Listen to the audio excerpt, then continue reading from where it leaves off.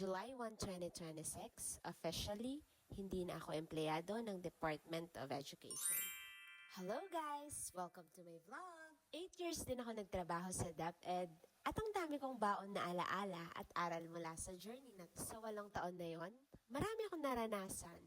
May masaya, may masakit, may mabigat, at may mga panahong gusto ko nang sumuko. To be honest, hindi naging madali ang lahat. Pero bawat experience may itinuro sa akin. Noong nagsisimula pa lang ako, aminado akong mahina ako.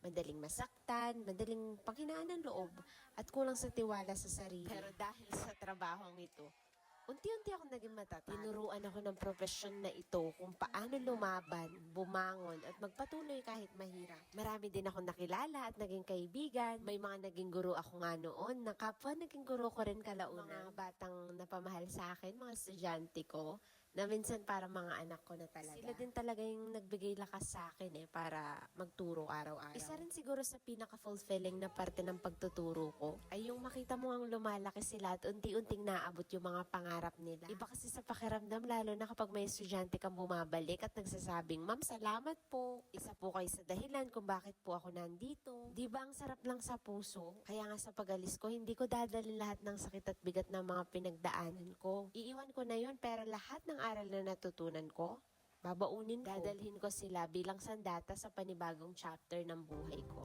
Kaya gusto ko lang sabihin, maraming salamat DepEd. Dahil sa'yo, nakilala ko ang sarili ko. At dahil sa'yo, pwede ko na sabihin, mas tumatag ako ngayon. Maraming natapos ang chapter na ito, pero hindi matatapos yung passion ko sa pagtuturo. Patuloy lang ako magtuturo at huhubog ng kabataan, saan man ako dalhin ng buhay. And I just want to thank you for being part of my journey.